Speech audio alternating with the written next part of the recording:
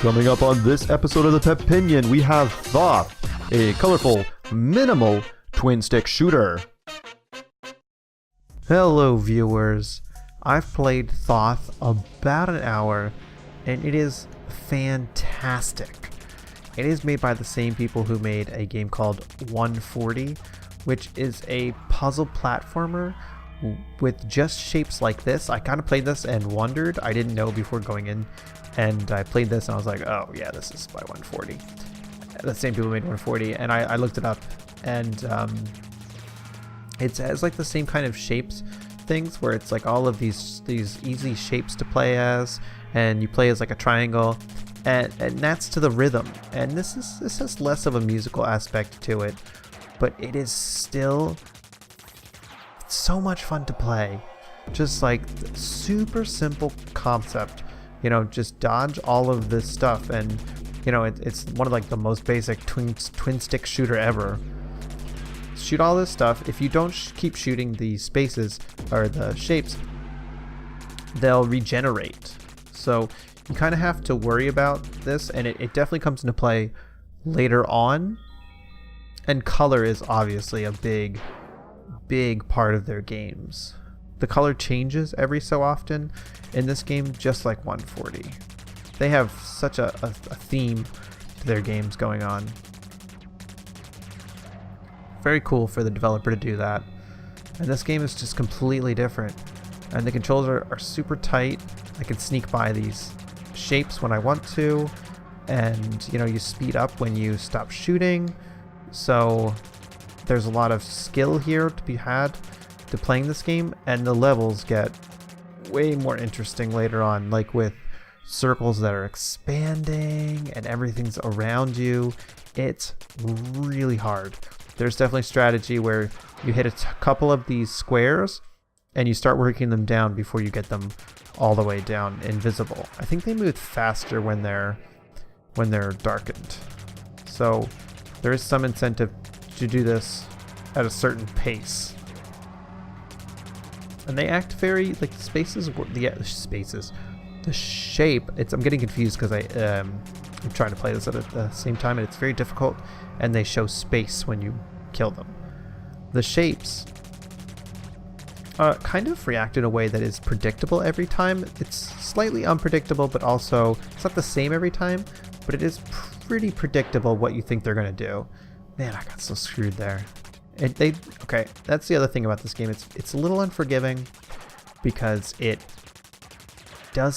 starts you off at the beginning of like the section every time. There's certain sections, so it puts you all the way back, even if you're like you could have a chance of beating the section very soon, but you'll have to go all the way back to the beginning. It's rather unfortunate, but that's just the way it is, right? So nothing you can do about it. This is a more advanced level. Skipped ahead a bit, as you saw me do. So hard to play.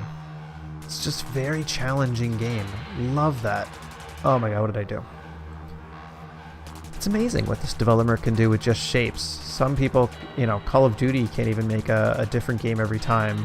They make the same boring game, in my opinion, every time, you know, and then they have stuff like this where developers are coming up with really unique ways to play a simple game with just some shapes. Extremely impressed by that. You know, the music is generally very similar to their other games, and yeah, if you kind of consider it to be like 140, this is similar to 140 in a certain way. But it's still, I don't know, they're still doing unique stuff here. So it's so hard to play and talk at the same time. You know, you can hear the buzzing moves and music in the background, getting you amped up. Just so much of this game is so arcadey and awesome. I've definitely advanced pretty far into this game because I can't stop playing it. And yeah, the game is pretty short, but I think it's really worth it. It is so much fun. This is the hardest levels because when you hit this, it's the lines go, yeah. You can see they shut off for like a second, and then you have time to move by. This area took me probably the longest to beat. It's frustrating. It can get really frustrating. So Steam changed their homepage. So far it looks better. Why are they like so in love with that freaking blue? I'll never know. Stupid homepage for Steam. They're really trying to get the recommendations down, but sometimes you look at a game and you're like, okay, this looks like an interesting game, and they're like, games like it. Civ 6. And you're like, well, no, Civ 6 isn't anything like this game. There's nothing. It's not even. It's really weird. I'm looking at this anime game. Games like it. Civ 6. No. No Steam. You're drunk. I just don't. I don't know. I don't know why it doesn't seem like anyone at Steam is focused. Like, what do they work on? They're not like. They're focused on VR, I guess, and making sure green lights are around. I don't know. The Steam store hasn't been updated in so long. They finally updated the review section. It's kind of funny because that screws me. And now they update the whole store. I haven't gotten like a chance to check out the whole thing yet. But hopefully there's more stuff for like the curators. That'll be nice.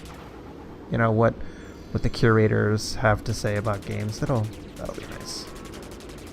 Hopefully they just keep improving. That's like the part of the, people are like Half-Life 3 is what I'd want to work on at Steam. I'd want to work on the website at Steam. Giving a good user experience would be really nice for to have on that site finally. Could bring real joy. Anyway. Alright, I think this is a game that I think you should pick up. On a scale of 1 to woo, this game is frickin' woo. It's awesome. Really well done. Great job. If you watched this far, thank you very much for watching, and I'll talk to you next time. Bye. Hey, I like this game, and hopefully you like it as well. If you give it a chance, that'd be really cool. Leave a comment if you do, and thanks for supporting me.